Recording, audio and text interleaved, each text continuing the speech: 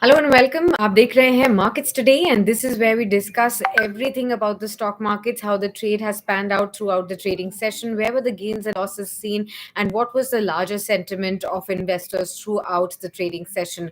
Well, another day, and we have seen the stock markets really feel the brunt of Ukraine-Russia crisis escalating continuously for the ninth day in a row, and we have seen that the Sensex closed down 768 points or 1.5% lower at 54,333.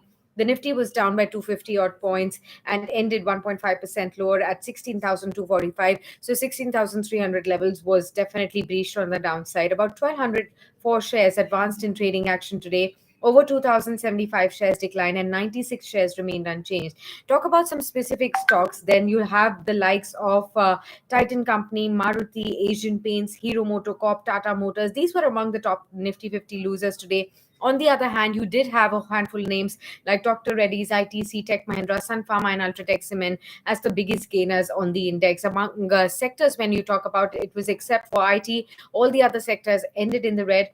With autos, metals, power, capital goods, and realty down over 2 to 3 odd percent. The mid caps also shed about 2.3 odd percent and felt more pinch, and the small cap index was down by 1.5%.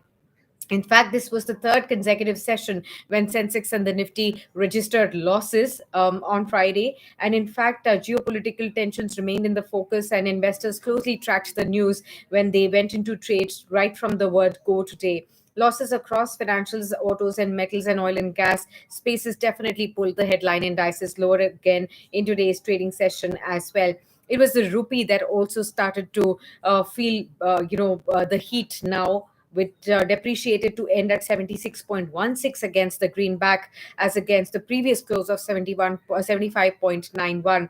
Remember, it is now inching closer to its all-time high levels as well. So keep an eye out on that too. Now, some of the highlights of the session included the banking stocks that failed to hold on to recovery. ICICI, HDFC Bank, they slipped from days high. 40 Nifty stocks remained in the red. About 15 of them, they fell about 3 to 5 odd percent. ITC gained 3% in trade. Dr. Reddy snapped a 3 days losing streak, became the top Nifty gainer today. Hero Motocorp, HUL, Eicher Motors, these were among the nine Nifty stocks that hit their 52-week lows in today's trading session. Paint and FMCG stocks, they continued to fall. Remember, most of these stocks in the paint and the FMCG space are actually cracking due to the sharp rise in crude oil prices because they use crude oil in their raw materials as well. As far as the paint sector is concerned, for FMCG, this would mean a rise in petrol and diesel prices domestically, leading to overall rise in the consumption space as well. Auto stocks remained under pressure. Remember that FADA came out with its numbers as well and pointed out how total vehicle retail sales are down 9.2% on a year on year basis. FADA said that the two wheelers continue to feel the brunt of the rural distress that has been seen across all these months as well, and high ownership costs. There is a demand for PVs that has come back for sure, that remains strong, but the segment is still facing the impact of the semiconductor issue even now. So that is again a big impact, and going forward the rise in petrol and diesel prices would be an added on negative for this auto sector as well.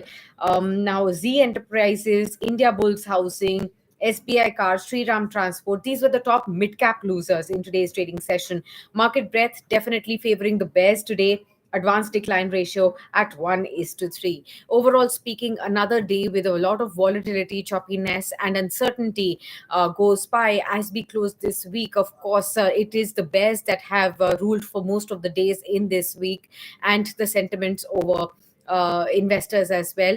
But what we are looking to find out is how the Ukraine Russia crisis will move forward from here, because most of the countries and their country leaders are coming out to say that if this prolongs for long, what could be the impact on the overall economies at large, and what could be the individual countries' impact as well, with this Russia Ukraine crisis escalating further or not. And more countries are constantly saying that this is the time when we should completely de escalate this to reduce any further impact on humanity and on economies as well.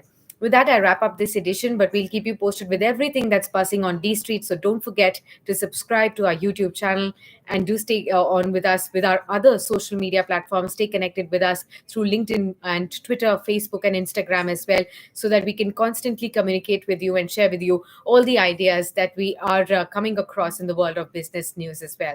Thanks a lot for tuning in into this session.